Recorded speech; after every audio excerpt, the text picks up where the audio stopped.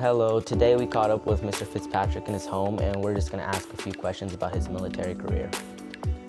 So the first question that I have for you today is, when did you join the military? Yeah, I joined the Marines in 1997, actually through a program called ROTC. I did a Navy ROTC at Penn State.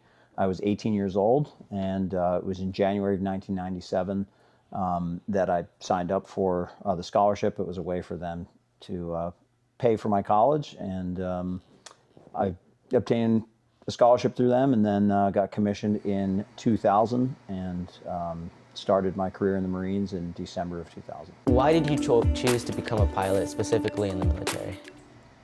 Becoming a pilot for me really came after joining the military. It wasn't sort of a be a pilot specifically in the military. My goal was to lead Marines as a Marine officer, and then becoming a pilot was just something that was a job that I really was selected to do after I became a Marine officer. So being a pilot was not really anything that I ever wanted to do as a kid. I didn't know any pilots growing up. It wasn't really a goal of mine. After I joined ROTC in college, my brother went to flight school as a Marine helicopter pilot, and that was a little bit of my inspiration, and I thought, maybe this is something, a career path that I would be good at, that I would enjoy. But my first goal was to be a Marine officer, and once I did that, I went to the basic school, and while I was at the basic school as a Marine officer, I applied to be a pilot and was accepted, and then went to flight school after that. How was being a pilot important to you? Being a pilot wasn't really that important to me, actually. Like I said, my first goal was to be a Marine officer, and I was willing to do any job that they assigned to me. I happened to be good at it after I started doing it, and it was something that I really enjoyed. But like I said, it was not a goal of mine to be a helicopter pilot. I wanted to be a Marine officer, and that was the job that they gave me, and it became important to me after I realized I was good at it, and that was my profession in arms, so that's what I wanted to pursue. Was it dangerous being a pilot? Yeah, it's dangerous. No, all seriousness aside, in aviation in general, we really break it down into two threats to our safety. One is the blue threat, and one is the red threat. The blue threat is ourselves, the threat that we, the human error, the human aspect of aviation, that we could make mistakes and things can go really bad really quickly. Sometimes it's weather. We don't look at the weather. I've had some close calls with weather. Sometimes it's just we say blue threat of other aircraft. So it might be friendly aircraft that we maybe have a midair with, or potential midair. A lot of the decision making that we make is a lot of blue threat things that we have to mitigate that risk. Some of it is how much sleep we get. Some of it is, whether we can actually conduct a mission if the benefit outweighs the risk. That's sort of all part of the calculus. The other threat to aviation, and military aviation specifically, is the enemy threat. I've got 3 deployments to Iraq, but the red threat against my particular aircraft and me wasn't really that high. We were able to avoid a lot of the enemy threat when I was in Iraq. Other helicopter platforms weren't that case. I was a cargo helicopter transport pilot, so we had the ability to avoid really the high threat areas. But it's still a consideration. That was just in my experience in Iraq. My helicopter in Afghanistan and the pilots that flew there had a much different experience. So their red threat was a lot higher than mine.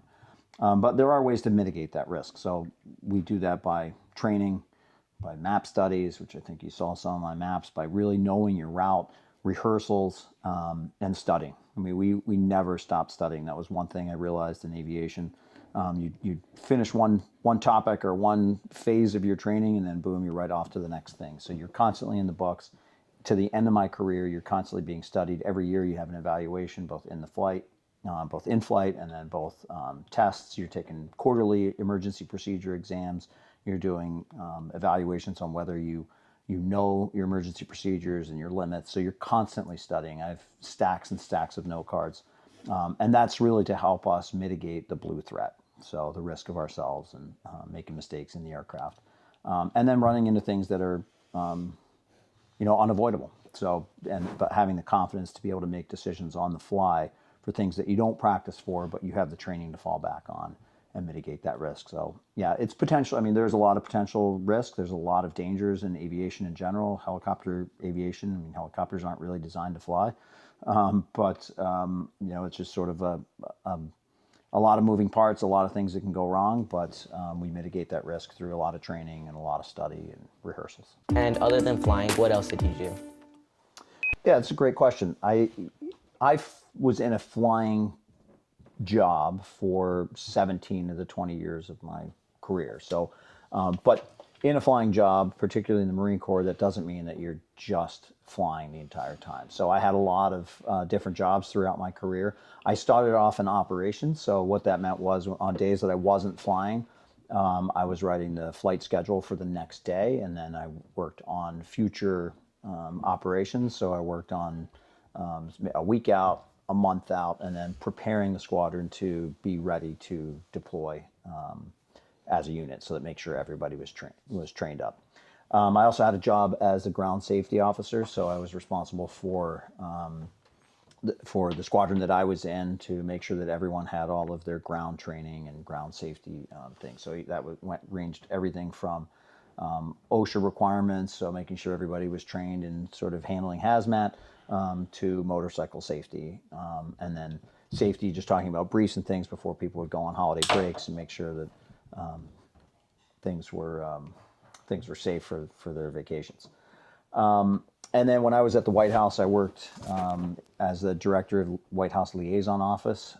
So I would organize presidential trips and help the White House staff and Secret Service decide whether we were going to be flying the president when we got to this new location, or if they were going to go by motorcade. So part of that job included picking landing zones, and then directing the helicopters into those landing zones, and then scouting out the different landing zones on tops of helicopter pads on tops of hospitals, and really traveling around with Secret Service to find safe places that we could land a helicopter. Finally, my last job in the Marines was the only non-flying job that I had, and that was stationed at the Naval War College in Newport, where I worked in the wargaming department. So I used my experience and expertise in aviation, amphibious operations, and my time in the Marine Corps to help inform designing war games and adjudicating war games. That was my last job. What year did you actually retire from the military? I retired 5 years ago this month. My last day on active duty was January 31st, 2021. Did you get any awards while being a pilot in the military? Yeah, I did receive some personal and campaign decorations throughout my career. A campaign award would be something like the Iraqi Campaign Medal, which if you participate in campaigns in Iraq, then for a certain amount of time, then you would be awarded that. So there were 4 campaigns that I participated in during my time in Iraq, so I have 4 Iraqi campaign medals. And then and other awards are like Expeditionary Service medals. So if there's a time where you're in the right place at the right time, or you're part of an organization that participates in an activity or a campaign, then you would be awarded that. So I've got several of those. And then personal decorations, really they're kind of a reflection of the Marines that you served with. So I have a couple of personal decorations that I'm very proud of, and really it's because of the people that I worked with that make you look good, and sort of you might get recognition, and I feel that the recognition I got on active duty was really a reflection of the Marines that worked for me and worked with me to accomplish our goals and our mission. One I am particularly proud of is Presidential Support Badge, which is given to active duty Marines that spend at least a year in service to the Office of the Presidency. And like I said, I'm proud to get that one. I served for 4 years, serving the President from 2010 to 2014 as one of his helicopter pilots. So that one I'm particularly proud of. Did you bring back any items from your time in the military at all? And if you did bring back any items from the military, what were those items?